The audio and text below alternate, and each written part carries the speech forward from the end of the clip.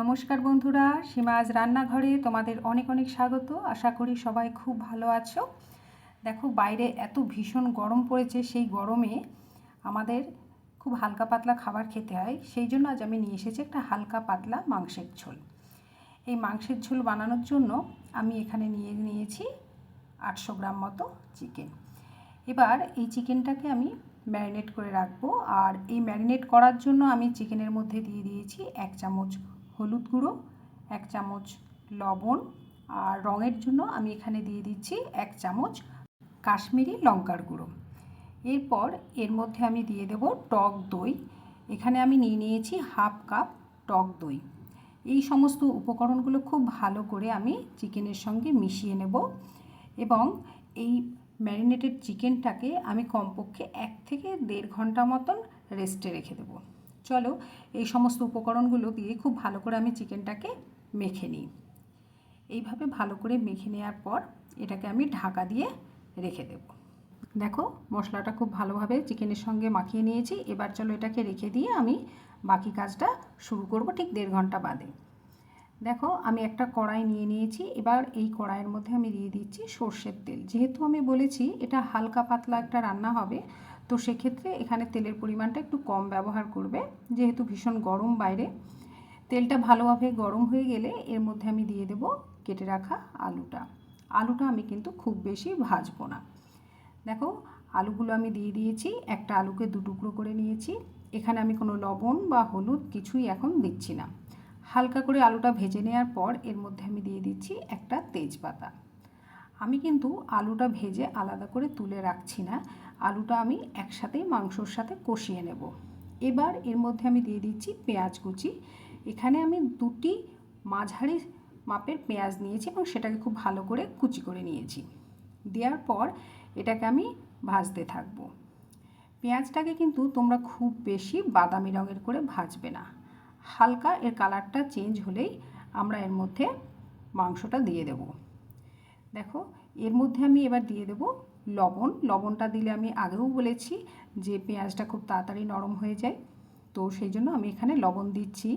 আর লবণের পরিমাণটা কিন্তু তোমরা অবশ্যই স্বাদ মতো দেবে, কারণ আমি যখন চিকেনটা ম্যারিনেট করেছি তাতেও আমি কিছুটা লবণ দিয়েছি, তো সেই জন্য অবশ্যই তোমরা তোমাদের স্বাদ মতো এখানে লবণ ব্যবহার করবে।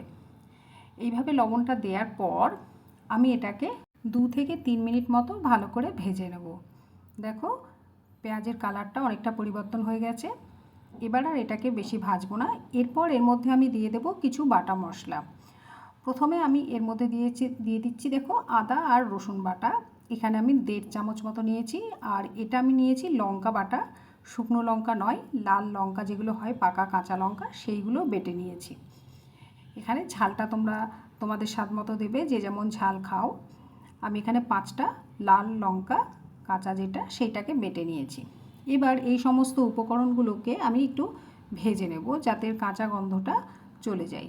মিনিট 2 মতন এটা ভেজে নেওয়ার পর এর মধ্যে আমি দিয়ে দেব কিছু গুঁড়ো মশলা। দেখো, প্রথমে আমি দিয়ে দিচ্ছি এর মধ্যে 1 চামচ জিরে গুঁড়ো, আর দিয়ে দিচ্ছি আমি বড় চামচের 1 চামচ ধনে গুঁড়ো। ধনে গুঁড়োটা আমি এখানে একটু বেশি পরিমাণে ব্যবহার করছি। এবার এই মশলাটা দেওয়ার পর আমি এটাকে আবারও মিনিট 2 মতো এইভাবে কষিয়ে নেব। আর এই কষানো কাজটা কিন্তু তোমরা হাই ফ্লেমে করবে না, লো টু মিডিয়াম ফ্লেমে এটা করার চেষ্টা করবে। এটাকে মিনিট 2 মতন আমি কষিয়ে নিয়েছি। নেওয়ার পর দেখো, যে চিকেনটা আমি ম্যারিনেট করে রেখে দিয়েছিলাম, এবার এই চিকেনটা আমি দিয়ে দেবো কড়াইতে। চলো, এটা কড়াইতে এবার আমি দিয়ে দিই। দেখো, চিকেনটা দেওয়ার পর এটাকে আমি খুব ভালো করে পেঁয়াজ এবং এই বাটা মশলা এবং গুঁড়ো মশলার সাথে খুব ভালো করে মিশিয়ে নেব। এবং এই মেশানো কাজটা তোমরা একটু সময় নিয়ে করবে, কমপক্ষে মিনিট 2 মতন এইভাবে একটু নেড়ে নেবে। তাহলে কি হবে, চিকেনের যে একটা আষ্টে গন্ধ সেটা কেটে যাবে একটু ভাজা ভাজা হলে। এভাবে এটাকে মিনিট 2 মতন নাড়াচাড়া করে নেওয়ার পর আমি এটাকে ঢাকা দিয়ে দেব। ঢাকা দিয়ে এটাকে কষিয়ে নেব। আর কষানোর সময় তোমরা কিন্তু অবশ্যই গ্যাসের ফ্লেমটা লো রাখবে, না হলে এটা তলায় লেগে যেতে পারে। চলো, এটাকে এবার আমি তাহলে ঢাকা দিয়ে রেখে দিই। আর এটাকে মাঝে মাঝে অবশ্যই ঢাকনা তুলে একবার দেখে নেবে নিচে লেগে যাচ্ছে কিনা কড়াইয়ের। এবার এটাকে ঢাকা দিয়ে আমি রেখে দিচ্ছি মিনিট 15 মতন। দেখো মিনিট 15 মতন এটাকে আমি কষিয়ে নিয়েছি ঢাকা দিয়ে।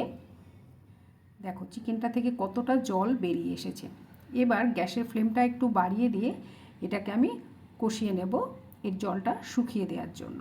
যেহেতু এর মধ্যে দই দেয়া আছে তো সেই জন্য চিকেনটা থেকে একটু জল ছেড়েছে। আর চিকেনটাও দেখো কষিয়ে নেওয়ার জন্য চিকেনটাও অনেকটা নরম হয়ে গিয়েছে। এবার এর মধ্যে আমি দিয়ে দিচ্ছি ছোটো চামচের হাফ চামচ গরম মশলা গুঁড়ো। গরম মশলা গুঁড়ো দেওয়ার পর এটাকে আবারও আমি কিছুক্ষণ এভাবে কষিয়ে নিতে থাকবো। এর জলটা যাতে শুকিয়ে যায় এবং চিকেনটা থেকে যেন তেলটা ছেড়ে আসে। এইভাবে কিছুক্ষণ নাড়াচাড়া করে নেব। দেখো চিকেনটা দেখতেই পাচ্ছ খুলে আসছে, মানে চিকেনটা নরম হয়ে গিয়েছে। যেহেতু আমি এটাকে 1 থেকে 1.5 ঘন্টা মতন ম্যারিনেট করে রেখে দিয়েছিলাম তো সেই কারণে চিকেনটা খুব তাড়াতাড়ি নরম হয়ে যাবে। এইভাবে এটাকে নাড়াচাড়া করে নেওয়ার পর এর মধ্যে আমি দিয়ে দেব জল। তোমাদের আগেও বলেছি আবারও বলছি যে চিকেন মটন যাই রাঁধো না কেন যখন এর মধ্যে জল দেবে জলটা অবশ্যই গরম জল ব্যবহার করবে। আমি এখানে গরম জল দিয়ে দিলাম। যেহেতু বলেছি হালকা পাতলা ঝোল হবে তো সেই কারণে এখানে জলের ব্যবহারটা একটু বেশি হবে। আমি এর মধ্যে জল দিয়ে দিলাম আর লবণ আলাদা করে আর দিচ্ছি না, কারণ আমি লবণ যেটুকু দিয়েছিলাম তাতে এটার লবণের স্বাদটা ঠিক থাকবে। এবার তোমরা যদি মনে করো আরেকটু লবণের দরকার আছে তো তোমরা এতে লবণ দিতে পারো। এর মধ্যে আর আমি এখন কিচ্ছু দেব না। এবার এটাকে আমি ঢাকা দিয়ে ফুটতে দেব যাতে আলুটা একটু নরম হয়ে যায়। চলো এটাকে ঢাকা দিয়ে রেখে দিই। মিনিট 5-7 রেখে দিলেই হয়ে যাবে। 5 মিনিট বাদে ঢাকনাটা খুলে চলো তোমাদের দেখিয়ে দিই চিকেনটা আমাদের রেডি হয়ে গিয়েছে। তাহলে দেখে নিলে এই গরমে খুব সহজ পাচ্ছ একটা চিকেনের রেসিপি। তোমরাও এভাবে কিন্তু বাড়িতে বানাবে আর বানিয়ে খেয়ে কিন্তু অবশ্যই আমাকে জানাবে কেমন লাগলো। আমার রান্না ভালো লাগলে লাইক, শেয়ার আর সাবস্ক্রাইব করতে কিন্তু একদম ভুলবে না। সবাই খুব ভালো থেকো, সুস্থ থেকো আর এই গরমে নিজের প্রতি একটু খেয়াল রেখো। আজ তাহলে রাখি, নমস্কার।